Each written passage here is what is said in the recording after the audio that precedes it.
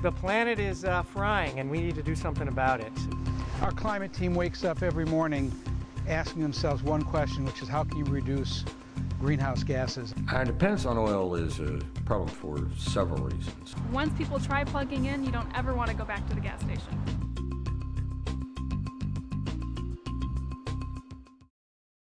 What's driving plug-in hybrids is three things: cleaner, cheaper, domestic.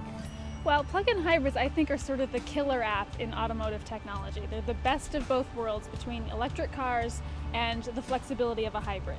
So a plug-in hybrid is one vehicle where maybe your first 40 miles of the day are all electric. Monday through Friday, you may never use gasoline. But if you wanted to drive to Vegas on the weekend, you have the flexibility to do that, and you can put gasoline in the tank as a backup. We call plug-in hybrids electric vehicles with safety nets. The big breakthrough comes with the plug-in hybrid.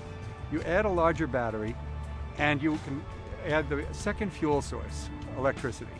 By having a plug-in hybrid, they get to drive on the power that they're charging overnight, several kilowatt hours, which is maybe 5 cents a kilowatt hour in many parts of the United States. That's essentially like driving on, let's say, 1-2 cents a mile. We're seeing individuals and companies like Google who are willing to use these conversion cars to show this technology is real, it is here today, it is possible, so how come you, the automotive companies, aren't making them yet?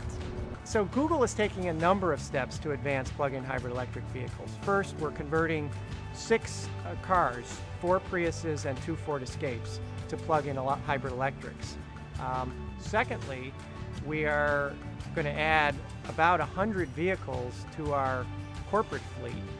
Well, I think it's important for government to set standards toward making cleaner cars, because what we know for sure is Detroit doesn't have a history of wanting to do it on their own.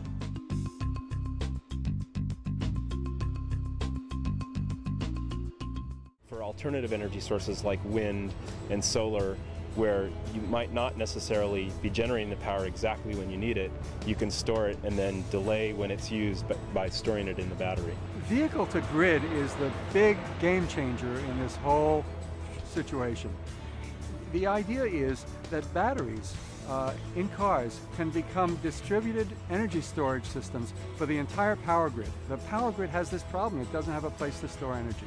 The whole idea of vehicle to grid, or V2G, is that you have to have the power available when the grid needs it. Google is working with our utility, PG&E, and others to help develop standards for vehicle to grid and to do tests with our demonstration fleet to see, how practical it is, what kind of problems we run into, and how can we really make this work.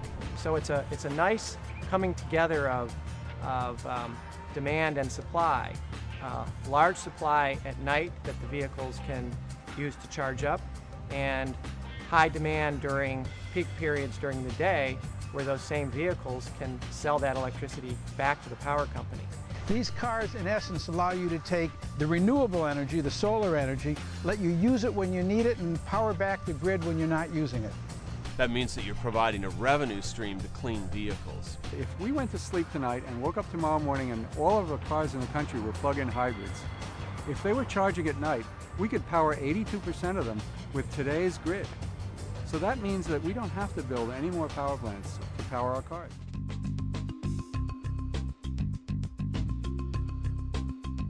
The more we transition to electricity, the more opportunity we will have to use those renewable fuels, whether it's wind or solar, whether it's on your house or as part of the national grid. So electric cars are the only cars that get cleaner over time. You're starting to see a lot of the same type of excitement that greeted the birth of the internet. There are people investing in this area that weren't investing before. This areas that are relevant to both the batteries for plug-in hybrids and to the cellulosic fuels. The best way to get people to plug in is to give them the option in the first place. Once people try plugging in, you don't ever want to go back to the gas station. Once all the systems are in place, there'll be more customers than we can make cars for. I call this a growing coalition between the tree huggers, the do-gooders, the sodbusters, the cheap hawks, the evangelicals, the utility shareholders, the mom-and-pop drivers, and Willie Nelson. The reason that we finally came to this naming of Recharge It is because you can recharge the car from the sun. You can recharge the grid from the car, and you can recharge our enthusiasm for trying to tackle the problems of global warming all at once. So rechargeit.org seems like a perfect name for us.